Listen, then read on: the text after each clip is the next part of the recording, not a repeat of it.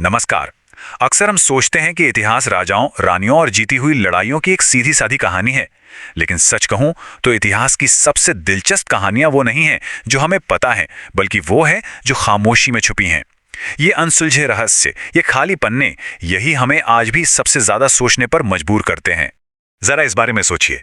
इतिहास असल में अतीत और वर्तमान के बीच एक बातचीत ही तो है। हम सवाल पूछते हैं और सबूतों से हमें जवाब मिलते हैं। लेकिन क्या हो अगर अतीत एकदम खामोश हो जाए, जब कोई जवाब ही ना मिले? बस यही खामोशी इतिहास की सबसे बड़ी और सबसे रोमांचक पहेलियों को जन्म देती है। और यही सवाल आज हमारी इस पूरी पड़ताल का केंद्र है।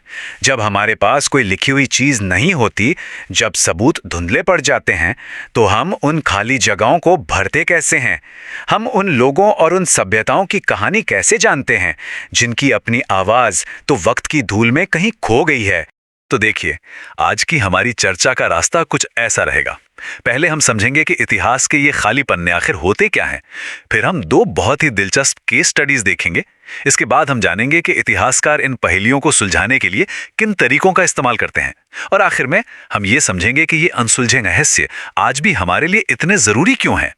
तो चलिए शुरू करते हैं पहले हिस्से से, इतिहास के खाली पन्ने। यहां पर आकर ना, इतिहास एक पढ़ी पढ़ाई किताब से ज्यादा एक जासूसी कहानी की तरह लगने लगता है, जहां हर छोटा बड़ा सुराग बहुत मायने रखता है। असल में यही खाली जगह हैं, यही अनसुलझे सवाल हैं जो इतिहासकारों को सबसे ज्यादा अपनी ओर खींचते हैं। यही वो सवाल हैं जो हमें नई नई खोजों की तरफ ले जाते हैं और इस बात की याद दिलाते हैं कि हमारा अतीत कोई बंद किताब नहीं है, बल्कि एक लगातार चलने वाली खोज है। और अब आते हैं हमारी पहली केस स्टडी पर। चलिए, भारत की सबसे पुरानी और शायद सबसे रहस्यमयी कहानी से शुरू करते हैं। सिंधु घाटी सभ्यता, एक ऐसी महान संस्कृति जो अपने समय से मीलों, शायद सदियों आगे थी और फिर अचानक जैसे खामोश हो गई।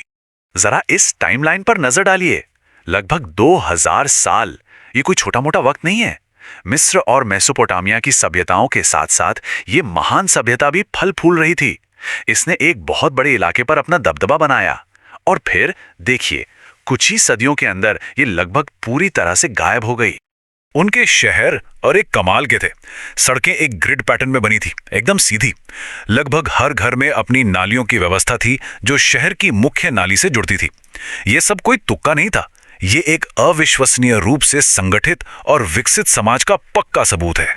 और यहीं आकर कहानी में सबसे बड़ा मोड़ आता है।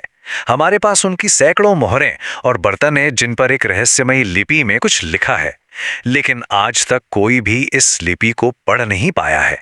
जब तक हम इसे समझ नहीं लेते, उनकी कहानियां, उनके भगवान, उनके गिरने की वजह, सब कुछ हमेशा के लिए एक राज ही बना रहेगा।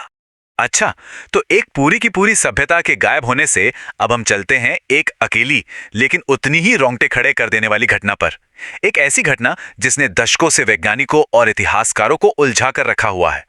कल्पना कीजिए जरा, समुद्र तल से 16,000 फीट से भी ज्यादा की ऊंचाई पर एक सुनसान ग्लेशियर वाली झील, और जब वहां बर्फ पिघलती है तो सैकड़ों इंसानी हड्डियां और कंकाल सतह पर तैरने लगते हैं। ये एक बहुत ही भयानक खोज थी जिसने तुरंत कई सवाल खड़े कर दिए। आखिर ये लोग थे कौन और इनकी मौत यहां कैसे हुई?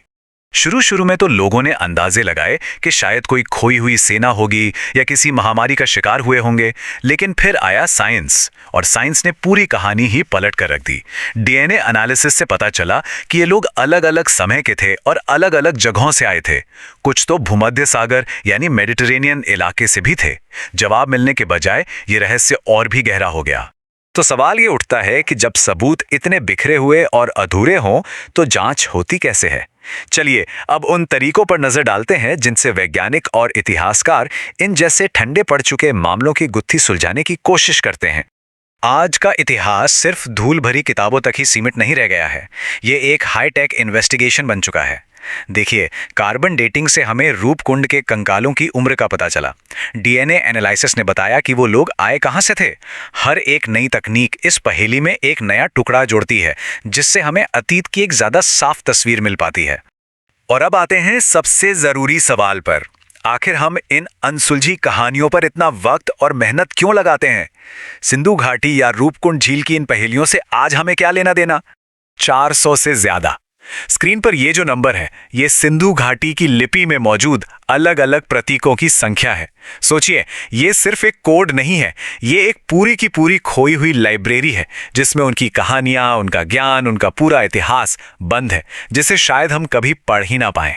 ये रहस्य सबसे पहले तो हमें विनम्रता सिखाते हैं। ये हमें एहसास दिलाते हैं कि हम सब कुछ नहीं जानते। ये हमें दिखाते हैं कि हमारा अतीत कितना विशाल और उलझा हुआ है। साथ ही ये नई वैज्ञानिक तकनीकों के विकास को बढ़ावा देते हैं और हमें अपने साझा इंसानी अतीत से जोड़ते हैं। और सबसे बढ़कर ये हमें याद दिलाते हैं कि इतिहास कभी भी पूरी तरह से लिखा नहीं जाता। इसमें हमेशा नए पन्ने जुड़ने की गुंजाइश होती है। तो आखिर में सवाल यही है, क्या हम इतिहास को सिर्फ अंतिम जवाब पाने के लिए पढ़ते हैं, या फिर इसलिए ताकि हम और भी बेहतर और भी गहरे सवाल पूछना सीख सकें?